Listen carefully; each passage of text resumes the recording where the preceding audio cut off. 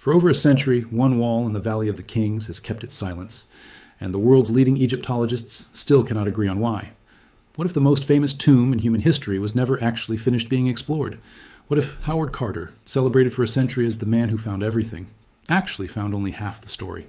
These are not fringe questions. They are questions being asked right now by scientists who have spent years pointing radar beams and laser scanners at a single painted wall and getting answers that refuse to add up. Read that again. A single wall. Thousands of tourists a year walk past it, take a photograph, and leave, never knowing they may be standing 3 feet away from one of the greatest undiscovered secrets in the ancient world. Here is where the story actually begins, and it begins not in 1922, but decades later in the quiet, unglamorous world of digital scanning. In 1922, Howard Carter tore open the sealed doorway of a tomb in the Valley of the Kings and found something no one alive had ever seen. An intact royal burial, gold blinding under torchlight, thousands of objects untouched since the boy, Pharaoh Tutankhamun, was laid to rest more than 3,000 years earlier. For 100 years, the world has treated that discovery as complete. Case closed. Mystery solved. But what most people are not seeing is that the tomb Carter found was strange from the very beginning. Too small, too cramped, too hastily arranged for a king. Compared to the sprawling, multi-chambered tombs built for other pharaohs of his dynasty, Tutankhamun's resting place looks almost like an afterthought. And that detail, buried for decades under gold and spectacle, is exactly where the real mystery starts. It took nearly a century for anyone to ask the obvious question out loud: why does a king's tomb look like it was built for someone else? In 2009, a company called Factum Arte was hired to do something almost mundane: create a high-resolution 3D digital replica of the tomb for conservation and tourism purposes. Nobody expected this project to reopen a century-old mystery. But 6 years later, a British Egyptologist named Nicholas Reeves sat down with those ultra-detailed laser scans and noticed something that had been hiding in plain sight the entire time. Beneath the painted plaster on the tomb's north and west walls, faint lines, cracks, fissures that shouldn't exist on a solid, natural rock wall. To Reeves, they looked like something very specific: the outlines of sealed doorways, painted over and forgotten for more than 3,000 years. This is not chaos. This is architecture hiding architecture. And here's where it gets worse, or better, depending on how you feel about ancient royal cover-ups. Reeves didn't just see 2 blocked doorways. He built an entire theory around them, one that, if true, would rewrite Egyptian history. His claim was that Tutankhamun's tomb wasn't originally built for Tutankhamun at all. It was built for someone far more powerful, far more controversial, and far more mysterious: Queen Nefertiti, the legendary co-ruler and wife of the heretic pharaoh Akhenaten, a woman whose face is recognized around the world through a single bust in a Berlin museum, and whose final resting place has never, ever been found. Think about what that means. One of the most iconic women in ancient history, a queen powerful enough to be shown in art at the same scale as her pharaoh husband, a queen some scholars believe eventually ruled Egypt in her own right, may have been sealed away behind a wall, hidden in the shadow of her own stepson's fame for over 3,000 years. Reeves's theory reads like something out of a palace conspiracy. And according to informed accounts of the period, that's almost exactly what it was. Tutankhamun died suddenly, around the age of 19, with no tomb of his own ready. Egypt's priesthood and royal court, according to this theory, faced a genuine crisis: a dead king, an unfinished tomb, and a religious obligation to bury him quickly, within 70 days, according to the mummification rites of the era. So what did they do? They took the fastest option available. They broke into part of an existing royal tomb, one built for Nefertiti, sealed off the section containing her burial, plastered over the dividing wall, painted a hasty funerary scene on top of it, and buried Tutankhamun in what was essentially the antechamber of someone else's tomb. If this is true, the world has been visiting the front porch of Nefertiti's tomb for 100 years and calling it Tutankhamun's palace. But here's where it gets worse. This wasn't just a hunch built on cracks in a wall. Reeves found supporting evidence in the strangest of places: the geometry of the paintings themselves. In the 1980s, long before Reeves' theory existed, an Egyptologist named Gay Robbins had already noticed something odd about the artwork inside the burial chamber. The figures on 3 of the 4 walls were drawn using an 18-square grid system, a specific artistic proportion used by ancient Egyptian painters. But the figures on the north wall followed a completely different system, a 20-square grid. At the time, this was treated as a curiosity, maybe evidence of rushed workmanship, or 2 separate teams of artists working under pressure. Nobody thought much of it. But when you place that detail next to Reeves's doorway theory, it stops looking like a coincidence and starts looking like a fingerprint. What if the north wall was painted at a different time, by a different hand, for a different purpose? Because it wasn't decorating Tutankhamun's tomb at all. It was sealing something else. And this is where everything changes. Conservationists at the Getty Conservation Institute, examining the same wall years later, found something even stranger. The background paint on that north wall had originally been a completely different color, white, before being repainted yellow to match the other three walls. Why would ancient artisans go through the effort of repainting an entire wall's background just to match its neighbors, unless the wall itself had a different history than the rest of the room? Unless it had been added later, adapted, disguised? Every piece of evidence on its own could be dismissed as an oddity. Stacked together, the grid mismatch, the repainted background, the laser-scanned cracks resembling doorframes, they start to look like the seams of a cover story that has held for 3,000 years. According to informed sources within the archaeological community, when Reeves went public with his theory in the summer of 2015, it triggered something close to a media earthquake. Newspapers ran headlines suggesting the discovery of the century was imminent. Television crews descended on Luxor, and Egypt's own Minister of Antiquities, under enormous public pressure, authorized an unprecedented scientific investigation. Ground-penetrating radar, a technology originally developed for oil and gas exploration, repurposed to peer through solid rock without ever touching the ancient paintings. The plan was simple in theory: point the radar at the suspicious walls and let physics answer the question that history could not. The first results, announced in November 2015, sent shockwaves through the world. A Japanese radar specialist named Hirokatsu Watanabe conducted the initial scans and announced with striking confidence that there was in fact something behind the wall, an empty space consistent with a hidden chamber, and infrared thermal imaging even picked up a temperature anomaly on the same section of wall, exactly where Reeves had predicted a doorway would be. Egypt's Antiquities Minister stood before international cameras and declared the odds at 90% that hidden chambers existed behind Tutankhamun's burial chamber. 90%. Think about what that means for a discovery of this scale. This wasn't some anonymous blogger's theory anymore. This was a government minister standing in front of the world's media, essentially confirming that the most famous tomb on Earth had a secret compartment nobody had opened in over 3 millennia. But here's where the story takes its first brutal turn, the kind of reversal that separates real archaeology from wishful thinking. In 2016, a second, more rigorous radar scan was carried out, this time by engineers working with the National Geographic Society, using more advanced equipment and more careful methodology. And their results did not match Watanabe's at all. No clear evidence of voids, no confirmation of hidden chambers. Read that again. 2 teams, using the same fundamental technology, aimed at the exact same wall, produced 2 completely contradictory answers. Watanabe's original data, meanwhile, had never been shared for independent review, because, according to his own explanation, he had modified his equipment so extensively that no one else could properly interpret the readings. This is where the drama stopped being about ancient queens and started being about something more familiar and unsettling: scientific uncertainty, professional rivalry, and a mystery that refused to resolve itself cleanly, no matter how much the world wanted it to. By this point, what had started as an archaeological curiosity had become something closer to an international standoff.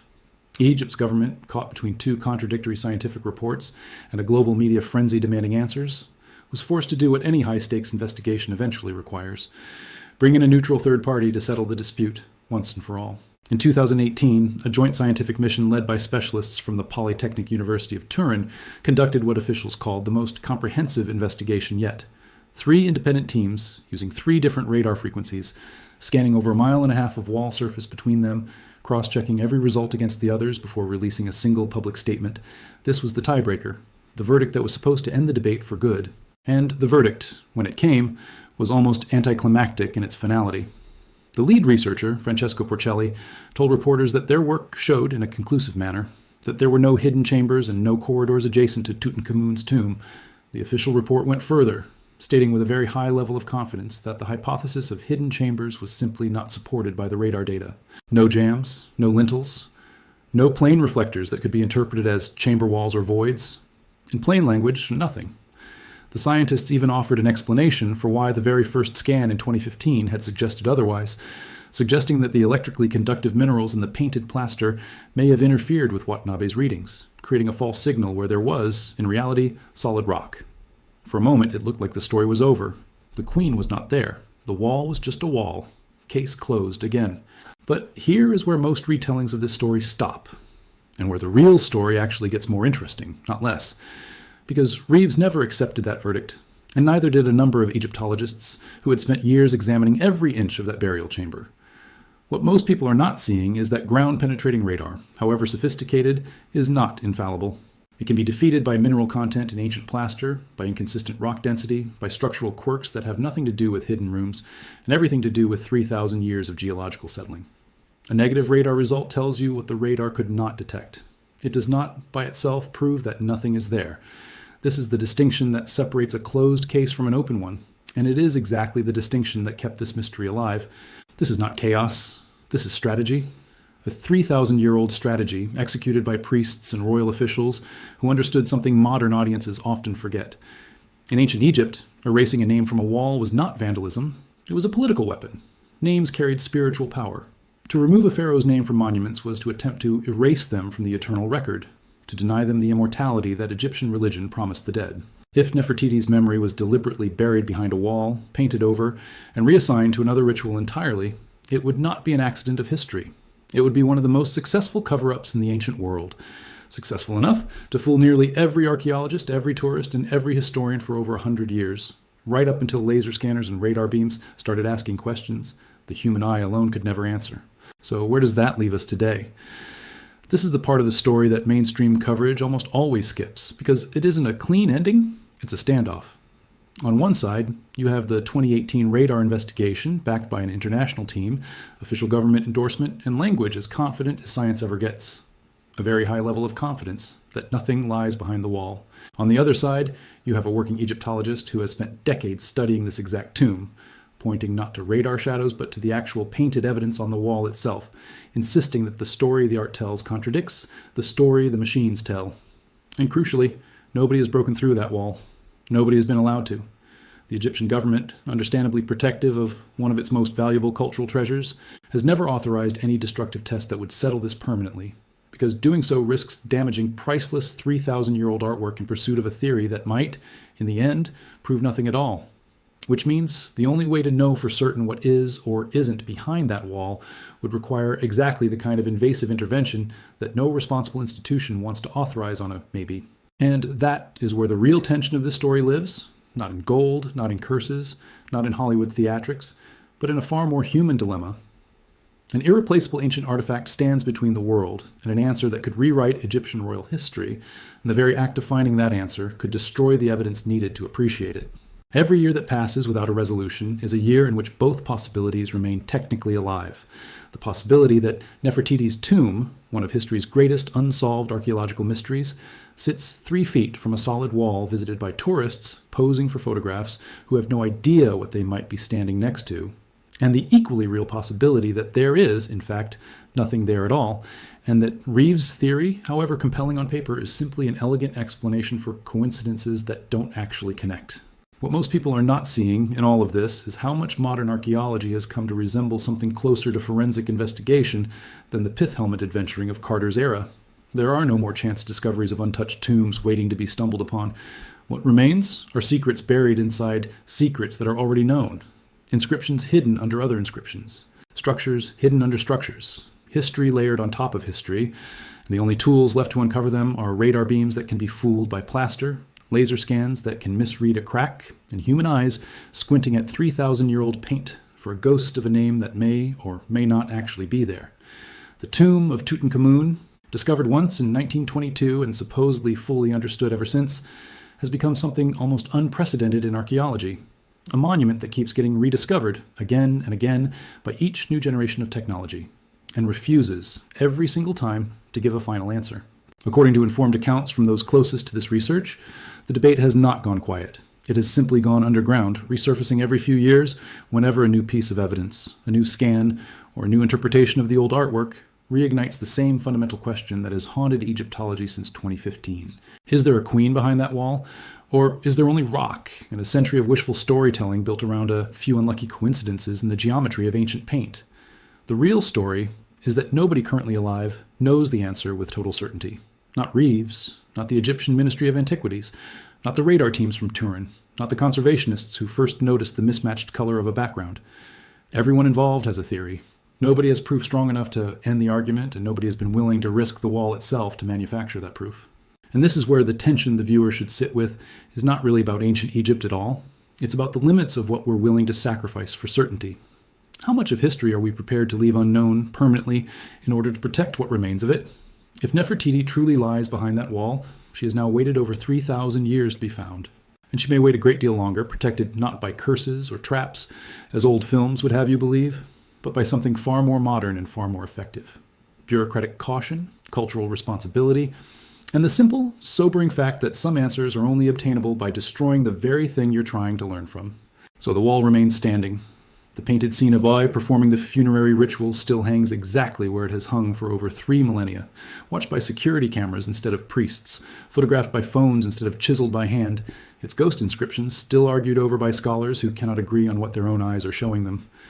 Every visitor who walks past it in the Valley of the Kings is, whether they know it or not, standing at the center of one of archaeology's most unresolved standoffs, a silent wall that has already survived 1 empire, 1 theory, 3 radar investigations, and 100 years of human curiosity without once giving up its secret. Whether that secret is a lost queen or simply solid, unremarkable rock is a question that, for now, no one on Earth can answer with certainty.